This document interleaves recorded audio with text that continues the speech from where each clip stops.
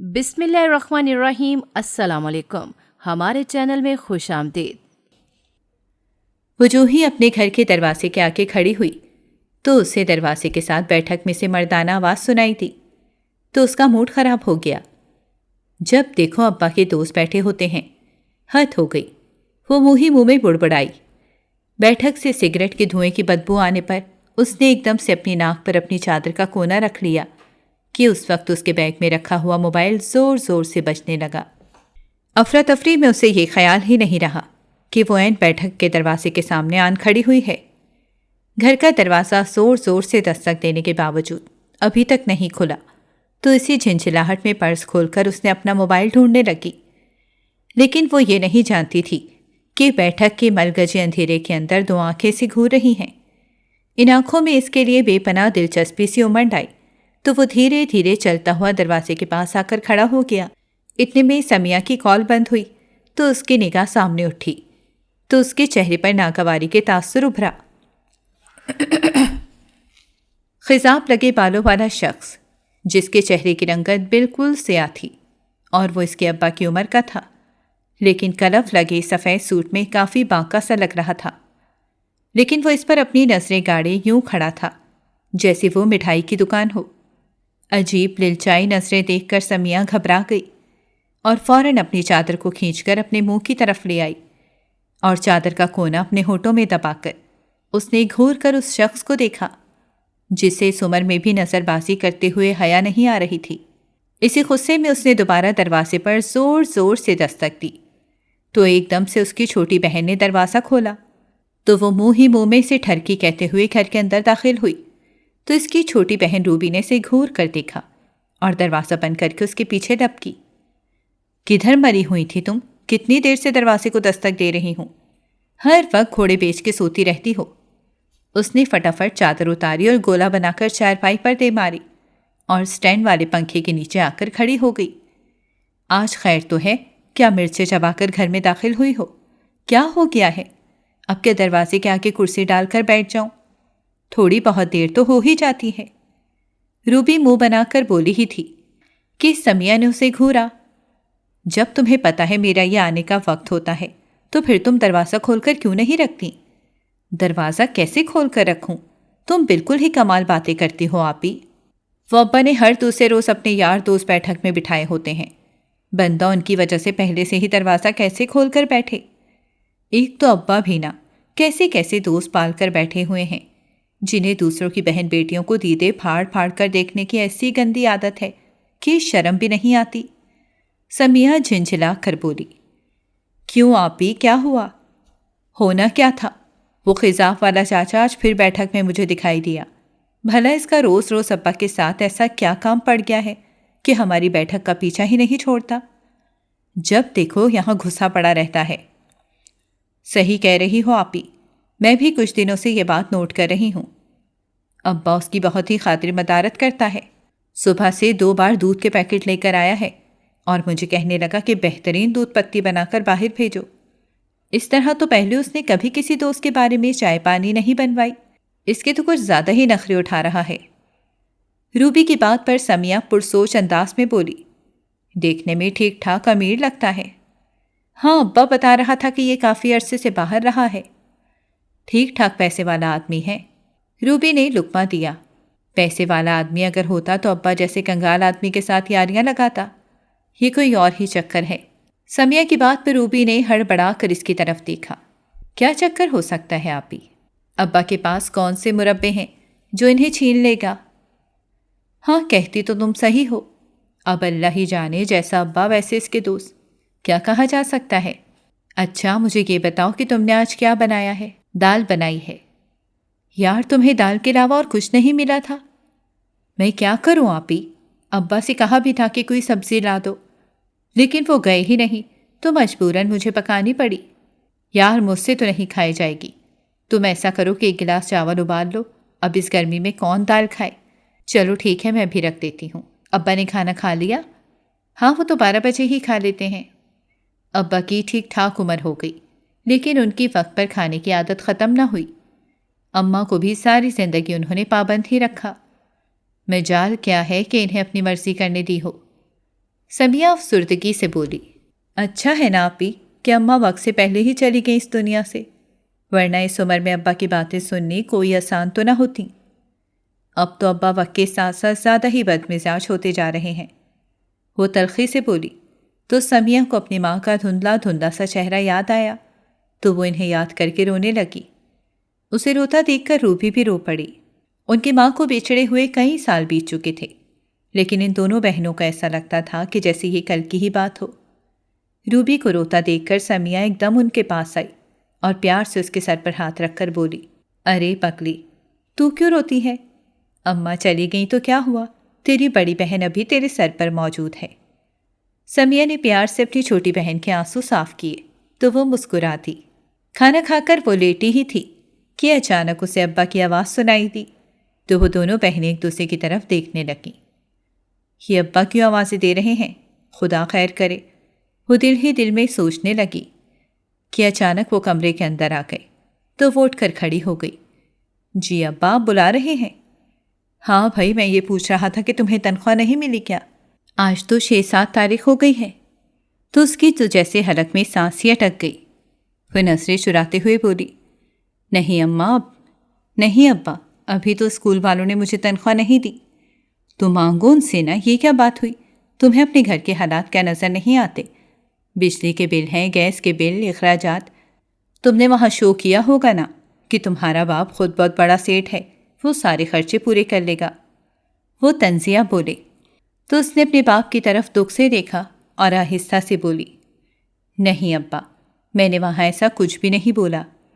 ویسے بھی ایک سیٹ کی بیٹی کے کپڑے ایسے نہیں ہوتے، انہیں میرے حالات کا اچھی طرح سے علم ہے۔ اگر تمہارے اسکول والوں کو علم ہے تو پھر انہوں نے تمہیں ابھی تک تنخواہ کیوں نہیں دی؟ ابا، تنخواہ ابھی تک انہوں نے کسی بھی ٹیچر کو نہیں دی۔ آپ کو تو پتہ ہے کہ پرائیویٹ اسکول ہے، مالکان اپنی مرضی کرتے ہیں، جب دل چاہتا ہے تنخواہ دیتے ہیں۔ سرکاری نوکری تو ہے نہیں کہ جس کی تنخواہ ہر مہینے مقرر ہو۔ تو اس کے ابا اسے کھوجتی ہوئی نظروں سے دیکھنے لگے۔ چلو ٹھیک ہے، پھر میں کل خود ہی جا کر پرنسپل سے بات کر لوں گا۔ تو سمیہ ابا کی بات سن کر ایک دم سے پریشان ہو گئی اور گھبرا کر بولی، نہیں ابا، آپ کو وہاں جانے کی ضرورت نہیں ہے، وہ دے دیں گے۔ کب دے دیں گے؟ کیا ہم ان کا ہاتھ پر ہاتھ رکھ کر انتظار کریں گے؟ میں خود جا کر ان سے بات کروں گا کہ ہمیں یکم کی یکم تنخواہ دے دیا کریں۔ ابا، آپ جاتے ہوئے بالکل اچھے نہیں لگیں گے، انہیں لگے گا کہ میری تنخواہ آپ لیتے ہیں تو یہ سب کتنا برا لگے گا۔ میرے ساتھ کسی بھی کولیگ کے گھر سے تنخواہ لینے کوئی نہیں آتا۔ بعض ٹیچرز تو میرے ساتھ ایسی بھی ہیں جن کے سر پر ان کے باپ کا سایہ بھی نہیں، ان کی مائیں بھی کبھی دیر سویر ہونے پر اسکول نہیں آئیں۔ ہاں تو کیا ہوا؟ اگر ان کی مائیں اسکول نہیں آئیں تو میرے جانے سے کون سا قیامت برپا ہو جائے گی؟ بات قیامت کی نہیں ہے ابا، بات اصول کی ہے۔ میری تنخواہ جب آپ جا کر ان سے ڈیمانڈ کریں گے تو ان کے ذہن میں آپ کا امیج اچھا نہیں بنے گا۔ وہ کیا سوچیں گے؟ آپ بے فکر رہیں، میں کل خود ان سے بات کر لوں گی، بلکہ تنخواہ لے آؤں گی۔ ٹھیک ہے، لیکن کل کا مطلب کل ہی ہے، پرسوں یا ترسوں نہیں ہے۔ یہ کہہ کر وہ اسے گھورتی ہوئی نظروں سے دیکھتے ہوئے باہر نکل گئے تو وہ چارپائی پر گرنے والے انداز میں ایسے بیٹھی کہ جیسے ٹانگوں سے جان ہی نکل گئی ہو، اور پریشانی کے عالم میں اپنے دونوں ہاتھوں سے سر کو پکڑ لیا تو روبی کڑھائی کی قمیض ایک طرف رکھ کر اس کے قریب آئی۔ آپ بھی ایسے کب تک چلے گا؟ کب تک وہ تمہاری تنخواہ اپنے دوستوں، یاروں اور اپنی عیاشیوں پر اڑاتے رہیں گے؟ تو وہ اسی انداز میں بیٹھے بیٹھے اس کی طرف دیکھے بغیر اپنا سر ہلاتے ہوئے بولی، مجھے کچھ سمجھ نہیں آ رہی روبی، اس گھر کا کیا ہوگا؟ ڈھنگ کا کھانا میسر نہیں ہے، نہ تن پر کبھی کپڑے اچھے پہنے۔ میں نے تو جاب اسی لیے شروع کی تھی کہ چلو 2 وقت کا ہی صحیح، لیکن پیٹ بھر کر کھانا تو ملے گا۔ لیکن ابا کا تماشا دیکھو، ہٹتے کٹتے ہیں، خود کمانے کے بجائے میری ساری کی ساری تنخواہ پر نظر رکھی ہوئی ہے۔ بھلا کوئی باپ ایسا کرتا ہے؟ وہ آنسو بھری ڈبڈباتی آنکھوں سے روبی کی طرف دیکھنے لگی تو روبی کی آنکھوں میں بھی آنسو آ گئے۔ تم اس دفعہ اپنی تنخواہ گھر ہی مت لاؤ۔ کیسے گھر نہ لاؤں روبی؟ کیسی بچوں والی باتیں کرتی ہو؟ آٹے کا کنستر کتنے دنوں سے خالی ہے، کلو آٹا ہر دوسرے دن لانا پڑتا ہے۔ حالت یہ ہے کہ ڈبے میں آخری دال بچی تھی، وہ بھی سمجھو ختم ہے۔ گھر میں زہر پھانکنے کو نہیں ہے، اور ابا کا حال دیکھو کہ گھر کی فکر کرنے کے بجائے اپنے ٹوٹتے جسم کے نشے پانی کے لیے ہم سے پیسے مانگتے ہیں۔ پہلے اماں کی جان کھائی اور اب میری کھانے لگے ہیں۔ میں کب تک اپنی تنخواہ لا کر ان کے ہاتھ پر رکھتی رہوں گی؟ کہیں کام بھی نہیں کرتے، بھلا بیٹیوں کی کمائی پر بھی کوئی نگاہ رکھتا ہے؟ یہ شکر نہیں کرتے کہ میری تھوڑی بہت تنخواہ سے گھر کا نظام چل رہا ہے۔ خود بھی اگر محنت کرتے تو ہمارے حالات بدل سکتے تھے۔ کیا کروں میں؟ مجھے کچھ سمجھ نہیں آ رہی۔ تو روبی نے اپنی بہن کو حوصلہ دیتے ہوئے کہا، تم اس بار تنخواہ لانے کے بجائے بازار سے سودا سلف لے کر آ جاؤ اور باقی کے پیسے وہاں اسکول میں کسی جگہ چھپا کر رکھ دو۔ ابا اگر پوچھیں بھی تو کہنا کہ اسکول کے پرنسپل نے سبھی ٹیچروں کو سودا سلف لے کر دیا ہے۔ یوں تمہاری جان بھی چھوٹ جائے گی اور تمہارے پیسے بھی بچ جائیں گے۔ ہاں، تم نے مشورہ تو بہت ہی اچھا دیا ہے۔ واقعی یہ تو میرے ذہن میں کبھی بات آئی ہی نہیں۔ چلو اس دفعہ میں ایسے ہی کر کے دیکھتی ہوں۔ کم از کم تنخواہ بچے گی تو ہم کچھ نہ کچھ تو اپنے لیے خرید ہی لیں گے۔ اس وقت ابا کے جو حالات ہیں اس میں تو مجھے نہیں لگتا کہ وہ ہمیں بیانے کی بے فکر کریں۔ میں تو ان کے لیے ہوں ہی ATM مشین، میرا تو وہ کبھی سوچیں گے بھی نہیں، اور نہ ہی انہیں میری شادی میں کوئی دلچسپی رہی ہے۔ البتہ تمہارے ہاتھ پیلے کرنے کے لیے مجھے ہی تگ و دو کرنی پڑے گی۔ تو وہ اپنی بہن کی بات سن کر شرمندگی سے اپنا سر جھکا کر بیٹھ گئی۔ کاش آپی میں پڑھی لکھی ہوتی تو آج تمہارے ساتھ جاب کے لیے نکلتی، تو کم از کم میرا بوجھ تمہارے کندھوں پر نہ آتا نا۔ سمیہ نے اپنی بہن کی طرف دیکھا تو وہ پریشان ہو گئی۔ تمہیں کس نے کہا کہ تم مجھ پر بوجھ ہو؟ پاگل ہو گئی ہو کیا؟ ایسی باتیں کرتے ہیں؟ سچ ہی تو کہہ رہی ہوں آپی، یہ گھر کا بوجھ کیا تمہارے کندھوں پر کم تھا کہ اب میری فکریں بھی تمہارے سر پر سوار ہو گئی ہیں؟ روبی، کیسی جھلدی باتیں کر رہی ہو تم؟ اگر میں تمہاری فکر نہیں کروں گی تو کون کرے گا؟ کوئی اور نظر آتا ہے اس گھر میں تمہیں کیا؟ بیگانوں والی باتیں نہیں کرتے۔ آپی، تم خوش قسمت ہو کہ امی کی زندگی میں تم نے میٹرک کر لیا تھا، لیکن میں واقعی اپنے آپ کو بدقسمت سمجھتی ہوں کہ جب میری تعلیم حاصل کرنے کا وقت آیا تو میرے لیے اسٹینڈ لینے والا کوئی نہیں تھا۔ اس نے دکھ سے روبی کی طرف دیکھا اور ایک گہری سانس خارج کی۔ میں نے تمہارے لیے اسٹینڈ لیا تو تھا، لیکن تم خود ہی ہمت نہیں کرتی ہو، تو میں کیا کروں؟ کہا بھی تھا کہ پرائیویٹ پڑھ لو۔ چھوڑو آپی، مجھ سے نہیں پرائیویٹ پڑھا جاتا، کچھ دماغ میں سمجھ ہی نہیں آتا۔ منگوائی تو تھی کتابیں نا، اور تمہارے پاس بھی وقت نہیں ہوتا کہ میں تم سے رہنمائی لے لوں۔ باہر ابا جانے نہیں دیتے کہ کسی سے ٹیوشن ہی پڑھ لوں، بلکہ گھر کے تو حالات ہی ایسے نہیں ہیں کہ ٹیوشن فیس دی جا سکے۔ سمیہ اپنی بہن کی محرومیاں سن کر دل گرفتہ سی ہو گئی۔ اس نے بھی کوئی میٹرک اتنی آسانی سے نہیں کی تھی۔ ابا اس کی پڑھائی کے حق میں بھی بالکل نہیں تھے، لیکن اس کی امی نے اپنے واحد سونے کی بالیاں، جو انہوں نے کافی عرصے سے چھپا کر رکھی ہوئی تھیں، بیچ ڈالی اور اس کے بورڈ کی فیس دے کر میٹرک کے پیپر دینے آسان بنا دیے۔ لیکن اس کی والدہ کی ڈیتھ کے بعد ابا نے روبی کو بھی اسکول سے اٹھوا لیا، جو اس وقت چوتھی جماعت میں تھی۔ روبی نے تو کوئی خاص احتجاج نہیں کیا، لیکن جب سمیہ کا میٹرک کا رزلٹ آیا اور اس نے آگے پڑھنے کی خواہش کا اظہار کیا تو اس کے والد نے صاف صاف الفاظ میں سختی سے منع کر دیا کہ کوئی ضرورت نہیں ہے کالج جانے کی، گھر میں بیٹھو، بلکہ کوئی کام دھندہ ڈھونڈو۔ تو وہ اپنے باپ کی بات سن کر حیران رہ گئی۔ ابا کا تو بس نہیں چلتا تھا کہ وہ انہیں کسی کے گھر کام کروانے کے لیے رکھ دیں، گویا ان کی بیٹیاں اگر کسی کے گھر جھاڑو پوچھا کرتی ہیں تو بھی ابا کی خودداری کو کوئی فرق نہ پڑتا۔ اسی وجہ سے سمیہ نے آنے والے وقت کی نزاکت کو سمجھتے ہوئے اپنے گھر کے قریب ایک اسکول میں جاب ڈھونڈ لی۔ میٹرک کی بیس پر تنخواہ البتہ کم تھی، لیکن اب اسے اور روبی کو فاقے نہیں کرنے پڑتے تھے، کیونکہ اس کے ابا تو کچھ کماتے نہیں تھے۔ جب تک امی زندہ رہیں ان کے گھر سلائی مشین چلتی رہی۔ دن رات لوگوں کے کپڑے سی کر وہ اس گھر کو چلاتی رہیں، اور کچھ رقم بیٹیوں کی شادی کے لیے بھی انہوں نے پس انداز کرنا شروع کر دی۔ لیکن امی کے مرنے کے بعد ابا نے وہ رقم ڈھونڈ نکالی، اور وہ اچھی خاصی رقم تھی۔ اگر ابا چاہتے تو دونوں میں سے کسی ایک بیٹی کا جہیز بآسانی بن سکتا تھا، لیکن ابا نے اس رقم سے کچھ تو گھر کا سودا سلف ڈلوایا اور باقی رقم جوئے اور شراب میں اڑا دی۔ اور جب پیسے بالکل ختم ہو گئے تو ابا اپنی دونوں بیٹیوں کو مجبور کرنے لگے کہ وہ کہیں کام شروع کریں، چاہے کسی کوٹھی کے جھاڑو برتن ہی کیوں نہ ہوں۔ ابا کے منہ سے جب دونوں بہنوں نے یہ باتیں سننی شروع کی تو ان کا منہ کھلے کا کھلا ہی رہ گیا۔ وہ کبھی تصور بھی نہیں کر سکتی تھیں کہ ان کا باپ انہیں زندگی کے اس دوراہے پر انہیں لا کر کھڑا کر دے گا، جہاں پر ایک طرف تو بند گلی اور دوسری طرف کھائی تھی۔ بھلا وہ اپنے باپ کے ہوتے ہوئے لوگوں کے گھر جا کر جھاڑو برتن کریں، یہ تصور ہی ان کے لیے انتہائی خوفناک تھا۔ اور ایک دن ان کے ابا نے بتایا کہ انہوں نے ایک کوٹھی میں بیگم صاحبہ سے ان دونوں کی بات کر لی ہے اور وہ دونوں کو ساتھ ہی رکھنے پر بھی تیار ہو گئی ہیں۔ تم دونوں وہیں پر رات رہنا اور ان کے گھر کے کام کاج پوری ایمانداری سے کرنا، تو وہ تنخواہ میں اضافہ بھی کر دیں گی۔ تو وہ دونوں ہکا بکا ابا کی طرف دیکھنے لگیں۔ ابا، میں ایک پڑھی لکھی لڑکی ہوں، کوئی جاہل یا ان پڑھ نہیں جو لوگوں کے گھر جا کر ان کے جھاڑو پوچھے کروں۔ آپ یہ کیسی باتیں کر رہے ہیں؟ تو اس کے ابا ہتے سے اکھڑ گئے۔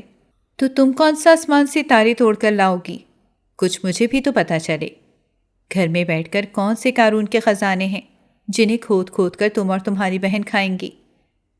ابا کا انداز ایسا تھا کہ جیسے صرف ان کا نوکری کرنا ہی ضروری ہے، لیکن خود وہ ہاتھ پر ہاتھ رکھ کر بیٹھے تھے۔ یہ انہیں نظر آ رہا تھا نہ انہیں اس کی کوئی پرواہ تھی۔ تو سمیہ نے ایک دم انہیں سمجھاتے ہوئے کہا کہ ابا، میں کہیں نہ کہیں جاب ڈھونڈ لوں گی، بلکہ میری ایک دوست نے مجھے کہ اسکول کا بتایا بھی ہے۔ مجھے امید ہے کہ مجھے جاب مل جائے گی۔ کل میرا انٹرویو ہے، میں نے وہاں جانا ہے۔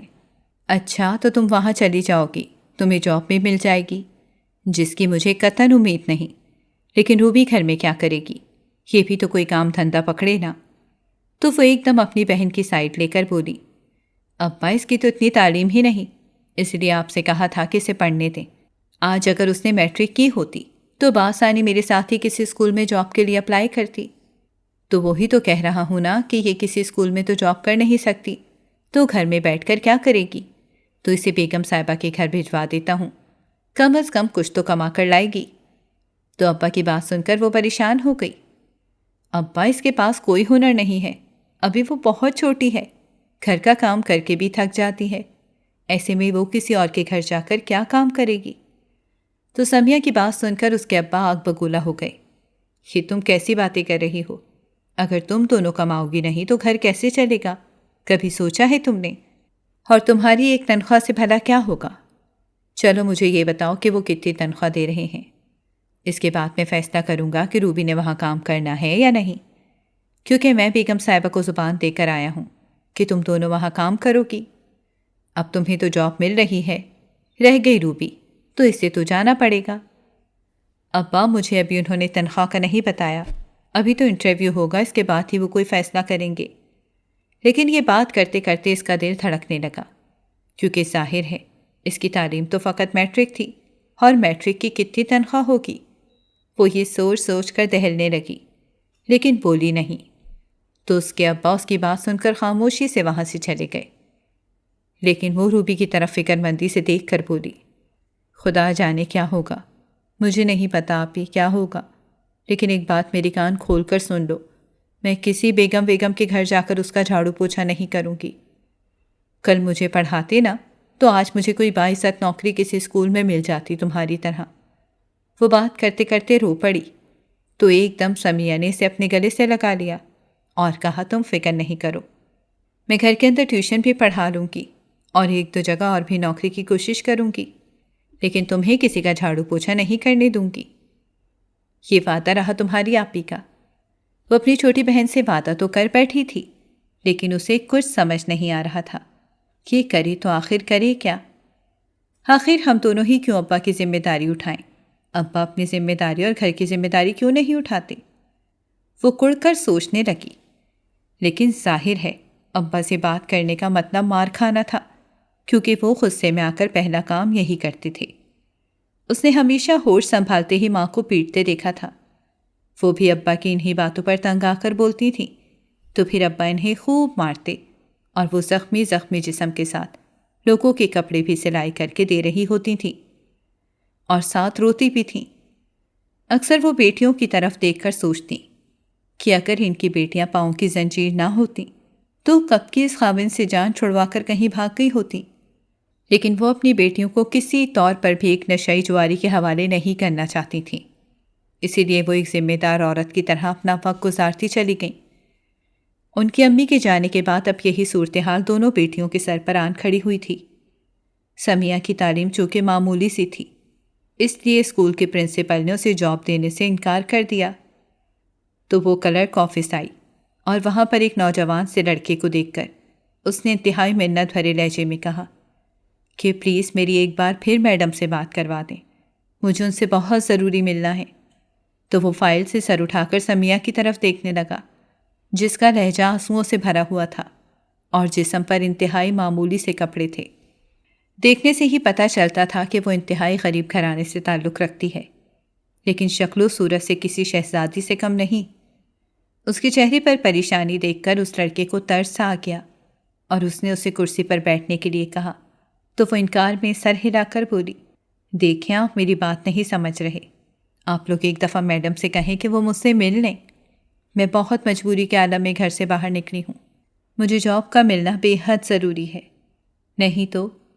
بات کرتے کرتے وہ رو پڑی تو وہ لڑکا ایک دم سے اٹھا۔ اس نے کولر سے پانی کا گلاس بھر کر سمیہ کے سامنے رکھا اور آہستہ سے بولا، کیا مسئلہ ہے؟ کیا آپ مجھے کچھ بتانا پسند کریں گی؟ پہلی بار کسی ہمدرد آواز کو سن کر اسے قدرے ڈھارس ملی تو اس نے بتایا کہ وہ یہ نوکری کوئی خوشی سے نہیں کر رہی، بلکہ انتہائی مجبوری کے عالم میں باہر نکلی ہے۔ اس کے گھر کمانے والا کوئی نہیں۔ تو وہ لڑکا اس کی بات سن کر دکھی سا ہو گیا۔ آپ کے والد کا سن کر مجھے بہت افسوس ہوا، آپ کی والدہ ساتھ آئی ہیں کیا؟ تو اس کی بات سن کر اپنی بڑی بڑی آنکھوں میں پریشانی سجائے وہ اس کی طرف دیکھنے لگی۔ میری والدہ تو فوت ہو چکی ہیں۔ اوہو، آپ کی امی اور ابو دونوں نہیں ہیں؟ بہت افسوس ہوا مجھے، پھر آپ کس کے پاس رہتی ہیں؟ تو وہ ایک دم تیزی سے بولی، اپنے ابا کے ساتھ۔ تو وہ گڑبڑاتے ہوئے اس کی طرف دیکھنے لگا۔ میں سمجھا نہیں، ابھی تو آپ نے کہا کہ آپ کے گھر کمانے والا کوئی نہیں ہے اور والدین فوت ہو چکے ہیں۔ میں نے بے شک یہ بات ضرور کہی ہے کہ گھر کمانے والا کوئی نہیں ہے، لیکن فوت میری والدہ ہوئی ہیں، والد حیات ہیں۔ وہ اس کی بات کی مکمل وضاحت سن کر ششدر رہ گیا۔ آپ کے والد حیات ہیں تو کیا خدا نخواستہ معذور ہیں یا بیمار ہیں؟ تو اس کی بات سن کر اس کے گالوں پر بہتے آنسوؤں کی رفتاری میں تیزی آ گئی۔ دیکھیں مس، اگر آپ پوری طرح سے اپنے معاملات سے آگاہ نہیں کریں گی تو پھر میں میڈم سے آپ کی کیا سفارش کروں گا؟ آپ کی پریشانی سن کر مجھے واقعی ہی دکھ ہوا ہے اور میں چاہتا ہوں کہ آپ کو کسی طرح یہ نوکری مل جائے۔ تو وہ امید بھری نظروں سے اس لڑکے کی طرف دیکھنے لگی جو پہلی نظر میں ہی نہ جانے کیوں اسے اپنا اپنا لگا۔ وہ اس کے سامنے ایسے بیٹھا تھا کہ اسے بالکل برا نہ لگا، مگر وہ مسلسل اس کے چہرے کو دیکھنے کے بجائے دوسری طرف دیکھ رہا تھا اور حتی اور امکان کوشش کر رہا تھا کہ وہ اس کے چہرے کی طرف نہ دیکھے۔ اس بات نے سمیہ کے دل میں اس لڑکی کی عزت خود بخود بڑھا دی، ورنہ آج تک وہ کام کے سلسلے میں جتنے بھی مرد حضرات سے ملی تو ان کی ایک بات اسے بہت بری لگتی تھی کہ وہ کھا جانے والی نظروں سے اس کو گھورتے رہتے اور اس کا دل چاہتا کہ وہ کہیں زمین پھٹے اور وہ اس کے اندر سما جائے۔ کاش امی آپ نہ مرتیں تو آج میں یوں طرح طرح کے مردوں کے پاس جا کر نوکری کی درخواستیں پیش نہ کر رہی ہوتی۔ لیکن یہ لڑکا بہت مختلف تھا، اس کی مجبوری سمجھتا تھا۔ شاید گھر میں بہنوں بیٹیوں والا ہو، تبھی گھر سے باہر ایک لڑکی کی عزت کر رہا ہے۔ سمیہ نے اپنی امی کی وفات سے لے کر ابا کے رویے تک ساری باتیں اس کے سامنے کھول کر رکھ دیں اور کہا کہ میرے والد کوئی کام نہیں کرتے، سارا دن گھر پر پڑے رہتے ہیں، ماشاءاللہ سے تندرست ہیں، ہٹے کٹے ہیں، لیکن کام کرنا ان کی سرشت میں نہیں ہے۔ جب تک امی حیات رہیں گھر کا نظام وہ سلائی کے کپڑوں سے چلاتی رہیں، اب ان کے جانے کے بعد میں گھر سے باہر نکلی ہوں۔ تو وہ اس کی بات سن کر بے حد پریشان ہو گیا۔ لیکن آپ کی تعلیم تو بہت کم ہے، اتنی تنخواہ تو نہیں ملے گی کہ جس سے آپ اپنے گھر کا نظام چلا سکیں۔ میں جانتی ہوں، لیکن دوسروں کے گھر جھاڑو پوچھا کرنے سے تو بہتر ہے کہ میں باعزت یہاں نوکری کروں۔ جھاڑو پوچھا؟ یہ کون کرنے کو کہہ رہا ہے آپ لوگوں کو؟ میرے والد۔ تو سمیہ کی بات پر وہ لڑکا دکھ سے اس کی طرف دیکھنے لگا کہ اتنی پیاری بیٹیوں کے ہوتے ہوئے کوئی کیسے انہیں جبرن نوکرانی بننے پر مجبور کر سکتا ہے، جہاں ہر وقت عزت کا دھڑکا لگا رہتا ہے۔ سمیہ نے اسے بتایا کہ مجھے اپنی اتنی فکر نہیں جتنی فکر مجھے اپنی بہن کی ہے۔ اس کی تو تعلیم بھی بہت کم ہے، اس کی جاب ہونا تو بہت مشکل بات ہے، اور ابا اسے کوٹھی میں بیگم کے ہاں رکھوانا چاہ رہے ہیں تاکہ اس کی تنخواہ بھی وہ اپنے پاس رکھ سکیں۔ تو کیا آپ اپنی تنخواہ بھی اپنے والد کو دیں گی؟ تو اس نے انتہائی بے چارگی سے کہا، اس کے علاوہ اور کوئی چارہ بھی تو نہیں، میں نہ بھی دوں تو وہ مجھ سے چھین لیں گے۔ تو اس نے انتہائی گہری نظروں سے سمیہ کو دیکھا۔ اب بجائے نوکری کرنے کی کوشش کریں کہ کسی اچھی جگہ پر شادی کر لیں، یوں کم از کم در در کے دھکے تو نہیں کھانے پڑیں گے۔ تو وہ ایک زخمی مسکراہٹ سے اس کی طرف دیکھتے ہوئے بولی، بھلا ہم جیسی لڑکیاں جن کے پاس جہیز نام پر کچھ بھی نہیں، انہیں کون بھی آ کر لے جائے گا؟ تو وہ اس کی طرف غور سے دیکھتے ہوئے بولا، بہت سے لوگ ہیں، ہر کوئی جہیز کا لالچی نہیں ہوتا، اگر جیون ساتھی اچھا ہو تو جہیز بن ہی جاتا ہے۔ اس کی بات سن کر سمیہ نے نگاہیں اٹھا کر اس لڑکی کی طرف دیکھا جہاں پر اسے ایک مضبوط سہارا نظر آ رہا تھا، لیکن اس نے اپنی نگاہ جھکا لی۔ تبھی اس لڑکی نے کہا کہ میرا نام اسد ہے، میں یہاں پر کلریکل جاب کرتا ہوں، ہے تو پرائیویٹ نوکری لیکن الحمدللہ اچھا گزارا ہو جاتا ہے۔ شام کو پارٹ ٹائم ایک اور کالج میں بیٹھتا ہوں۔ گھر میں میری صرف امی ہوتی ہیں، میرا کوئی بھائی بہن نہیں۔ وہ اسے نہ جانے کیوں پوری تفصیل بتا رہا تھا۔ وہ غور سے اس کی ساری باتیں سننے لگی، لیکن اب اسے نہ جانے کیوں اس کی طرف دیکھتے ہوئے جھجک سی آ رہی تھی۔ شاید دل میں کہیں نہ کہیں یہ خوف تھا کہ اگر ایک بار اس نے اس کی طرف دیکھا تو اتنے ہمدردانہ لہجے میں بات کرنے والا یہ لڑکا اس کے دل میں کہیں اتر جائے۔ اسد نے اسے انتظار کرنے کو کہا کہ میں بھی میڈم سے بات کر کے آتا ہوں، وہ یقیناً آپ کے لیے کوئی نہ کوئی راستہ نکال لیں گی، کیونکہ میڈم بہت ہی اچھے دل کی مالک ہیں۔ وہ اسی وقت گیا اور تقریباً 15-20 منٹ بعد وہ واپس آیا تو اس کے چہرے پر ایک خوشی سی کھیل رہی تھی۔ اسد نے اسے خوشخبری سناتے ہوئے کہا کہ میڈم نے آپ کو رکھ لیا ہے، مبارک ہو۔ تو اسے اپنے کانوں پر یقین ہی نہ آیا۔ وہ ایک بار پھر رونے لگی تو وہ ہنس کر بولا، مجھے آپ کی سمجھ نہیں آتی، دکھ میں بھی روتی ہیں اور خوشی میں بھی۔ تو وہ ایک دم سے اپنے آنسو صاف کرتے ہوئے بولی، یہ تشکر کے آنسو ہیں، میں بہت امید سے نکلی تھی، اللہ نے میری لاج رکھ لی۔ تو اب آپ اپنی بہن کا کیا کریں گی؟ کیونکہ تنخواہ تو اتنی زیادہ نہیں ہے کہ جس میں مہینہ گزر سکے۔ تو وہ پھر سے پریشان ہو گئی۔ تو اس نے کہا کہ میں ایک بوتیک والی کو جانتا ہوں جو کڑھائی والے کپڑے سیل کرتی ہے، اگر آپ کہیں تو میں ان سے بھی بات کر لوں۔ تو وہ ایک دم سے خوشی سے کھل اٹھی اور فوراً بولی، کیوں نہیں، میری بہن تو بہت اچھی کڑھائی کر لیتی ہے، اس کے ہاتھ میں تو بہت صفائی ہے، وہ تو یہ کام بچپن سے کرتی آ رہی ہے، اس کے لیے قمیص چادریں کڑھائی کرنی کوئی مشکل نہیں۔ تو بس ٹھیک ہے، میں آپ کو اس کے بارے میں شام کو بتاؤں گا، لیکن آپ مجھ سے ایک وعدہ کریں۔ تو اس نے سوالیہ نظروں سے اس کی طرف دیکھتے ہوئے کہا، کیسا وعدہ؟ تو وہ آہستہ سے بولا کہ آپ خوش رہیں گی اور کبھی بھی مجھے اداس یا پریشان نظر نہیں آئیں گی۔ تو وہ اس کی بات سن کر مسکرانے لگی اور پھر اٹھ کر گھر آ گئی۔ روبی کو اس نے خوشخبری سنائی تو وہ بہت خوش ہوئی۔ وہ اپنی نوکری لینے گئی تھی لیکن ساتھ میں بہن کی نوکری بھی پکی کرائی۔ روبی نے کہا کہ وہ دل لگا کر اپنا کام کرے گی، بس کسی طرح سے یہ کام اس کے ہاتھ آ جائے۔ تو وہ اپنی معصوم بہن کی لگن دیکھ کر اسے دل سے لگاتے ہوئے بولی، انشاءاللہ تمہیں یہ کام ضرور ملے گا، اللہ بہت غفور الرحیم ہے۔ اور پھر ساتھ ہی اسے اسد کا خیال آیا تو اس کے دل سے اس کے لیے ڈھیروں دعائیں نکلیں۔ اس کے ہاتھوں میں سودا صرف دیکھ کر اس کے ابا کے چہرے پر ناگواری کے تاثرات ابھر آئے اور وہ فوراً اٹھ کر اس کے قریب گئے اور بولے، کیا ضرورت تھی اتنا سب لانے کی؟ خواہ اتنے پیسے خرچ کر ڈالے تم نے، بقیہ تنخواہ کہاں ہے؟ تو وہ آہستہ سے بولی، ابا یہ سودا صرف اسکول کے پرنسپل نے دیا ہے، لیکن تنخواہ نہیں دی۔ تو وہ اس کی بات سن کر غصے سے آگ بگولا ہو گئے، تو تمہیں کس نے کہا تھا کہ تنخواہ کے بدلے یہ سب اٹھا کر لانے کو؟ تم اس سے سیدھی تنخواہ مانگتی۔ ابا انہوں نے تنخواہ اپنے پاس جمع کر لی ہے، وہ کہہ رہی تھی کہ ایک ہی دفعہ دیں گے۔ تو انہوں نے کھوجتی نظروں سے سمیہ کی طرف دیکھا اور پھر اس کے ہاتھ سے پرس چھین کر کھولا تو اس میں تنخواہ دیکھ کر وہ پھٹ پڑے۔ اچھا، تو اب تم مجھ سے پیسے چھپاؤ گی؟ پھر انہوں نے ساری تنخواہ نکال کر خالی پرس اس کے منہ پر دے مارا۔ اس پر ہاتھ اٹھانے ہی والے تھے کہ اچانک دروازے پر زوردار دستک ہوئی تو وہ فوراً دروازے کی طرف گئے تو سمیہ دونوں ہاتھ منہ پر رکھ کر رونے لگی۔ روبی اسے روتا دیکھ کر پریشان ہو گئی تھی کہ اتنے میں سے ابا کی آواز سنائی دی کہ فوراً 2 کپ دودھ پتی بناؤ۔ تو وہ سمیہ کو تسلی دیتے ہوئے کچن میں گئی اور چائے بنانے لگی۔ بیٹھک میں اونچی اونچی کہکہے سن کر وہ دونوں بہنیں ایک دوسرے کی طرف دیکھنے لگیں۔ اس سے پہلے تو اس نے کبھی بھی اپنے ابا کو اتنا خوش نہیں دیکھا تھا جتنا آج وہ خوشی سے بار بار کہکہ لگا رہے تھے۔ تھوڑی دیر گزری کہ اس کے ابا اندر آئے اور ان دونوں کی طرف دیکھ کر بولے، روبی، میں نے تیرا رشتہ طے کر دیا ہے، تیرا نکاح ہے اس جمعے کو۔ سمیہ ابا کی بات سن کر لرز گئی۔ ابا، اس کی تو عمر ہی نہیں ہے، آپ اسے کس سے بیاہ رہے ہیں؟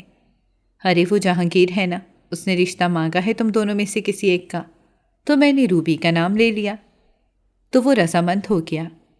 ابا کی بات سن کر اس کے پیروں تلے سے زمین نکل گئی۔ ابا، آپ ہوش میں تو ہیں؟ وہ آپ کی عمر کا آدمی اس معصوم سی بچی سے شادی کرے گا؟ اسے حیا نہیں آئی اس کا رشتہ مانگتے ہوئے؟ اس کی بیٹیوں کی جگہ پر ہے۔ تو کیا کروں، تیرا کر دوں؟ مگر تو کماتی ہے، تو چلی گئی تو کما کر کون لائے گا؟ تو ابا کی بات سن کر سمیہ کے ذہن میں دھماکے ہونے لگے اور روبی سہم کر اپنی بہن کے پیچھے جا چھپی۔ ابا، آپ کو پیسوں سے مطلب ہے نا، تو وہ آپ کو شادی کے بعد بھی ملیں گے، لیکن روبی پر یہ ظلم نہ کریں، میں تیار ہوں اس کے ساتھ شادی کرنے کے لیے۔ اپنی بہن کی بات سن کر روبی نے اس کا بازو زور سے پکڑا تو اس نے تسلی دیتے ہوئے اپنا ہاتھ اس کے ہاتھ پر رکھ کر ہلکا سا دبایا اور پھر ابا سے بولی، آپ اسے جا کر بتا دیں میں اس کے ساتھ شادی کے لیے تیار ہوں، لیکن آپ نے اس شادی کا سودا کتنے میں کیا ہے؟ اس نے دکھ سے پوچھا۔ ارے بھائی، وہ 1,00,000 روپیہ دے رہا ہے، اور کیا چاہیے؟ وہ یہ بات بتاتے ہوئے خوشی خوشی باہر چلے گئے تو وہ اپنی بہن کے گلے لگ کر رونے لگی۔ اپنی بہن کو بچاتے اور اسد کی محبت کو قربان کرتے ہوئے وہ سولی پر چڑھنے جا رہی تھی۔ وہ اور اسد ایک دوسرے سے محبت کرنے لگے تھے۔ اسد نے اس سے کہا تھا کہ وہ تھوڑا سا مزید مالی طور پر بہتر ہو جائے تو اپنی امی کو اس کے گھر بھیجے گا، لیکن یہاں تو اس کے ابا نے اس کے لیے کوئی راستہ ہی نہیں چھوڑا کہ وہ اسد کا انتظار کر پاتی۔ اس نے اسد کو جب اس بارے میں بتایا تو اس نے کہا کہ تم میرے ساتھ بھاگ چلو، تو وہ اس کی بات سن کر بولی، پھر روبی کا کیا ہوگا؟ ابا اس کی شادی کر دیں گے۔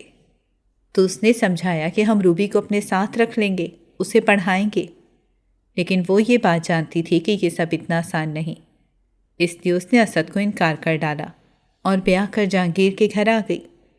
وہ فقط 17 سال کی تھی۔ اس کے باپ نے اسے پیسوں کی خاطر اپنی عمر کے آدمی سے بیاہ ڈالا تھا، جس کے اپنے بچے بھی اس کے ہم عمر تھے۔ وہ یہ ظلم چپ چاپ سہ گئی۔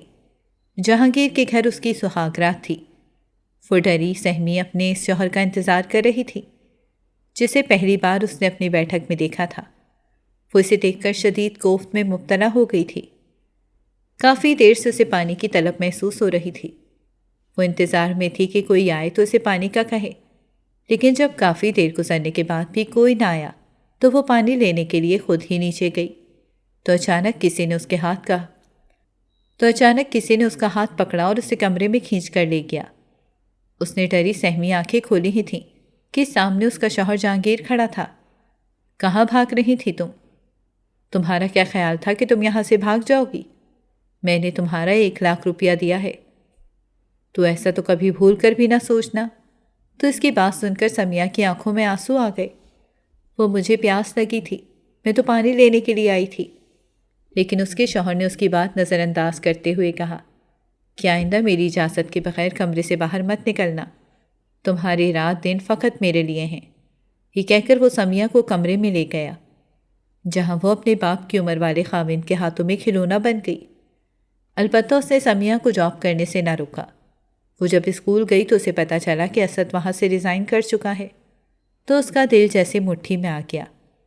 یہاں سے جو بھی تنخواہ ملتی وہ ابا کو بھیج دیتی، کیونکہ اس کے اور ابا کے درمیان یہی معاہدہ ہوا تھا کہ وہ نوکری نہیں چھوڑے گی اور پیسے لا کر ابا کو دے گی تاکہ وہ روبی کو پریشان نہ کریں۔